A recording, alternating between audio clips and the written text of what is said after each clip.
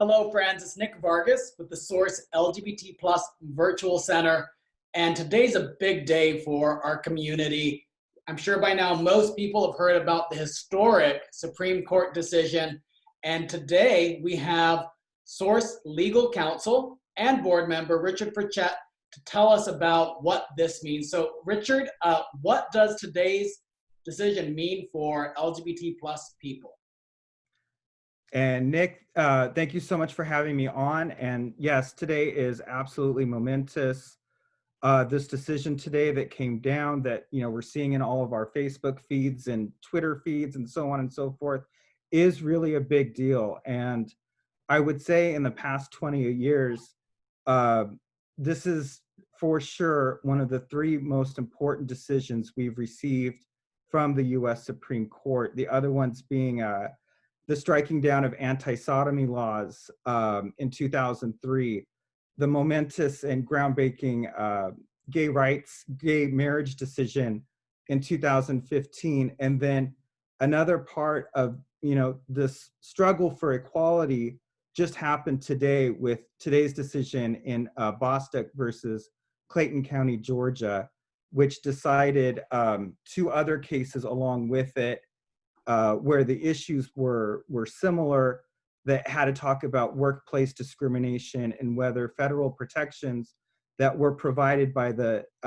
Title VII of the Civil Rights Act of 1964 do in fact extend to gays and lesbians and transgender individuals. And today, with a pretty resounding and strong opinion, the Supreme Court has decided 6-3 that those workplace discrimination protections do in fact protect gays, lesbians, and transgender individuals all over the 50 states, all over the country. So that's amazing. So it's to paraphrase, gay people, LGBT people, you and I could not be fired from a job because of our sexuality. Right. Or identity. Well, one could be fired still, in the same sense that even though murder is illegal, somebody could still be murdered. What is important with this decision is the deterrent effect, and that employers are now on notice that if they were to go to somebody and say, like they were able to do yesterday and any time before in over half of American states, that I am firing you solely on the basis of your sexual orientation or gender identity. Now, when that happens, victims of this type of discrimination have a whole framework to protect themselves. And also, employers will now know if they do engage in this type of discrimination, they could face lawsuits brought by the federal government, which is a huge protection. So it seems to me, though, that it's sort of been this way in California where we live, that there were robust protections for LGBTQ plus people in employment. What's different about today's decision? That's a great question, and that is true. We are fortunate that we in California live in a state where we've, for some time, have enjoyed pretty robust, as you said correctly, protections against LGBT discrimination. This opinion is really important to people, to LGBT individuals in places like Mississippi, places like Arkansas, where they have no state protections against this kind of discrimination. And therefore, if in one of those states, an employer were to go to an employee, and mind you, this could be the day after this employer just gave that employee a glowing performance evaluation. They could find out the next day that this individual is gay and tell that person in these exact words, I'm firing you solely on the basis of your sexual orientation. Those people had no recourse. It wasn't illegal, and it was unclear to this point on the federal level whether Title VII, which is what this decision has to do with, actually protected LGBT individuals. And so the federal law that was at question and was being decided today was Title VII of the 1964 Civil Rights Act. And so Title VII, since 1964, has prohibited workplace discrimination or any kind of adverse personnel action on the basis of color, race, national origin, religion, or sex. The question that was resolved with this case was does the prohibition on sex-based discrimination apply to LGBT individuals? And the court pretty resoundingly today said, yes, it does, which really comports with our common sense, because you cannot discriminate against somebody on the basis of their sexual orientation without considering their sex. And so an example that was used throughout the opinion today was that, you know, you could be fired for being a man who is attracted to another man, right? And that was legal until today, at least on the federal level. However, a woman who is attracted to a man would not be subject to the same sanction. And so that's discrimination, plain and simple. And so in the court's opinion today, they adopted that holding. And so now as a result, all over the country, this type of discrimination is illegal, and clearly so. That's fantastic. So LGBTQ people can't be fired solely on the basis of sexual orientation or gender identity, but there could be other reasons, you know, for people to be fired. It's just somebody can. It seems so strange to me that somebody could have yesterday gone and said, you know what, you're gay, goodbye, and that would have been totally fine. And in over half of American states, still in 2020, this was the case. Fewer than half of American states had LGBT-specific workplace protections. So let me ask, so this is a big deal. Now, there's a lot of talk about how the Supreme Court, you know, is so important, and like that's why certain people want, you know, a Republican in office or a Democrat in office, because that president gets to decide who a justice is.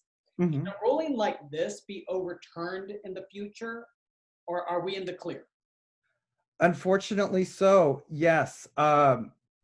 With the Supreme Court, with all courts, there's this concept called stare decisis, where courts are supposed to respect prior precedents, right? Prior court decisions. And in this case, there were a number of court decisions that already laid the groundwork for today's decision. However, through changes in the court, you could end up with a court that is so ideological that they would toss a decision, even today's decision. And certainly we had 3 justices on the Supreme Court today who wrote dissenting opinions, despite the cases that the majority relied on to reach their decision today. So yeah, this is a great moment. We should definitely, you know, relish this. This has been through hard work on the part of, you know, places like The Source, other advocates for sure, but this fight isn't over. And due to the nature of our system, there's no point where, if we're relying on a court decision for certain rights, that we can ever not be vigilant to try to protect those. Because, you know, through different appointments on the court, we could reach a point, a critical mass, where enough justices want to completely overturn this decision.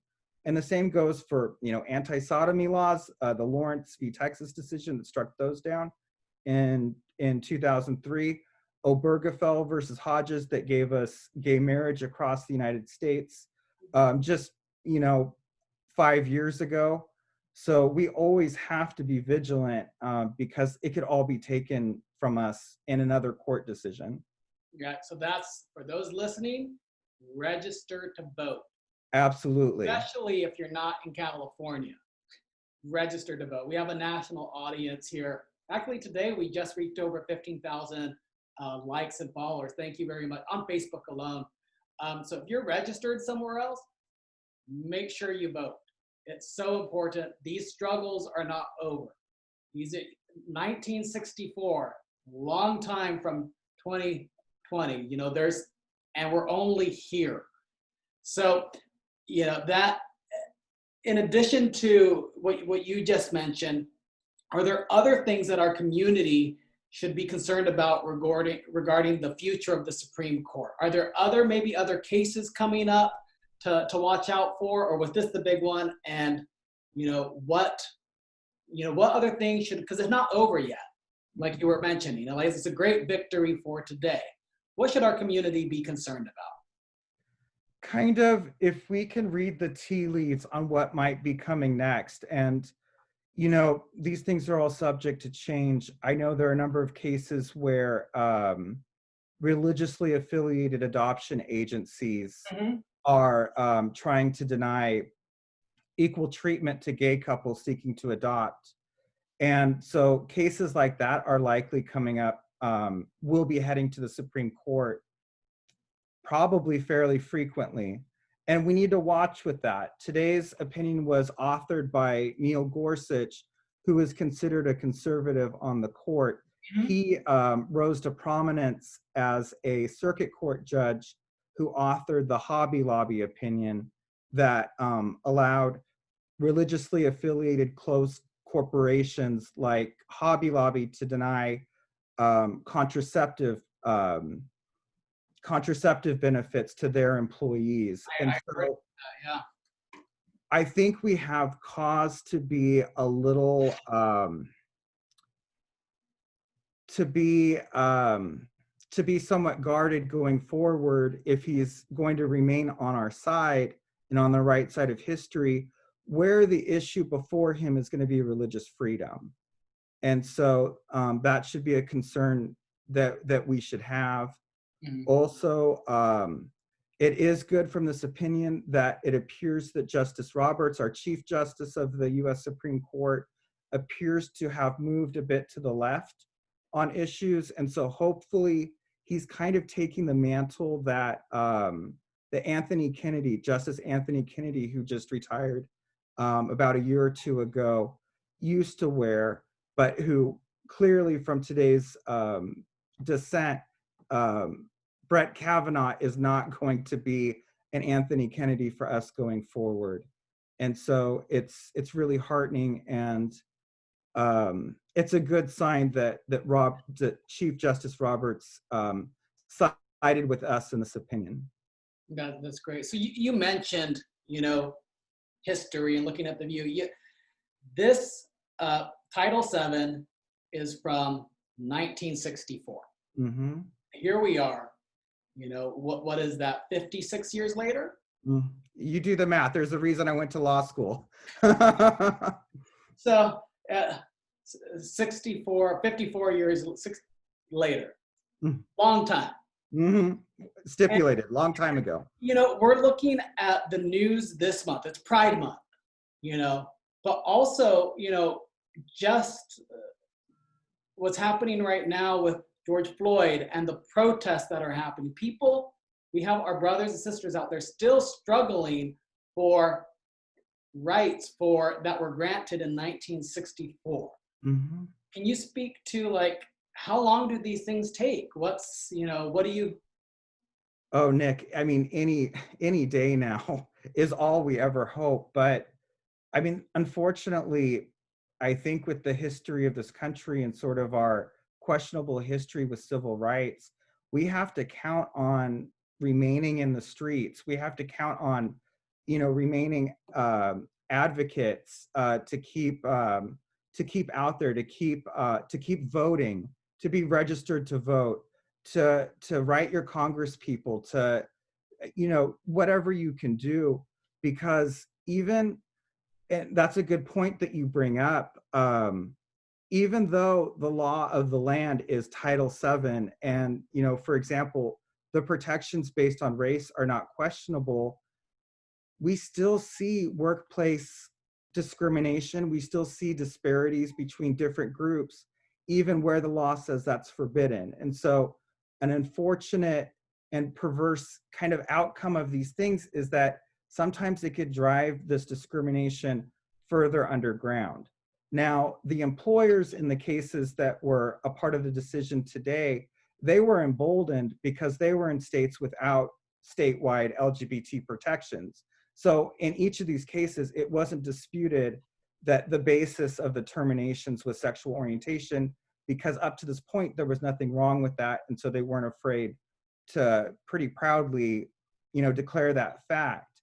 Going forward, you may still have discrimination. It's just that, only the most ignorant employer would basically phrase it the same way tomorrow, saying, "Oh, I'm firing you solely on the basis of your sexual orientation." Well, we're not going to see that anymore, but there are different ways, more insidious ways to attain that result that we still need advocates for to make sure that that doesn't happen, if So that makes sense. no, that makes perfect sense. So one last question, because I know you have a lot to do. If somebody thinks that they've been fired for being LGBTQ, what should they do? What's their recourse? Sure. So particularly in California, the recourses haven't changed a lot. Like we've said a few times before, California already has a pretty robust framework to deal with that. LGBT workplace discrimination and beyond workplace discrimination, it's all prohibited in California. But anybody who suspects that he or she or they are the victims of LGBT-based work discrimination in California should contact the Fair Employment and Housing Authority here in California. But what's important now with this decision is anywhere in the country you might be, you can contact the EEOC, the Equal Employment Opportunity Commission, which is a part of the Department of Labor, and they will investigate those claims, and they will even take the employer to court on behalf of the aggrieved individual, which is a huge deal, because oftentimes people who face workplace discrimination don't have the means to hire their own counsel, and so on and so forth. So having the federal government on your side is actually a very big deal in terms of getting some sort of recourse and rectifying the situation. So they could go to the EEOC and have the federal government on their side. Does the president have any control over the EEOC and what they take up and what they don't? Ooh, that is a loaded question. This administration, and I don't want to get too into politics, but we have seen cabinet departments that were traditionally very independent become, seemingly just further arms of the executive branch, or that's not a good way to put it, but at least if we could say their independence is very questionable right now. We will have to trust at this point that the Department of Labor, that the EEOC, the professionals there, like the professionals in many of the other departments like the FBI who have come under attack, will remain professionals and will follow the law as has been very clearly given them today by the US Supreme Court. Very good. Well, Richard, thank you so much for taking time out of your day to explain this to us. For folks listening, if you have any questions in the comments, write them. I talk to Richard from time to time, so maybe we can get answers for you. Any final words you want to leave us with before you go? Absolutely. Receiving this opinion today in these times that we're in, where people are in the streets because of all sorts of different injustices that they're facing, let us remember this. Let us celebrate this victory today, but remember that we still have brothers and sisters that are suffering from injustice, and that the fight's not over for us, the fight's not over for them. We in this country all have, as minorities, as marginalized people, we all have a shared destiny in this. And so this is great for us today, but let us not forget the others who are still suffering. And let us not forget that this could be taken from us. So we need to stay in the street. We need to be supporting everybody. And injustice anywhere is a danger to all of us. And so those words particularly ring true right now. And so let us definitely, celebrate this for what it should be, a great victory, but let us continue to remember the work that still needs to be done, not only for our community, but other communities here in the United States. I could not agree more. Thank you again so much. So folks, remember, celebrate today, but there is still struggling happening right now. Stay vigilant, stay active, stay engaged, stay in the streets. However you are promoting the work that needs to be done, please do that. Thank you all so much for joining us today. Stay tuned later in the Source Virtual Center for Mental Health Monday at 6 p.m. with Noah Deeds and our clinician, Beverly Anderson. Till then, stay safe and thank you. Bye-bye.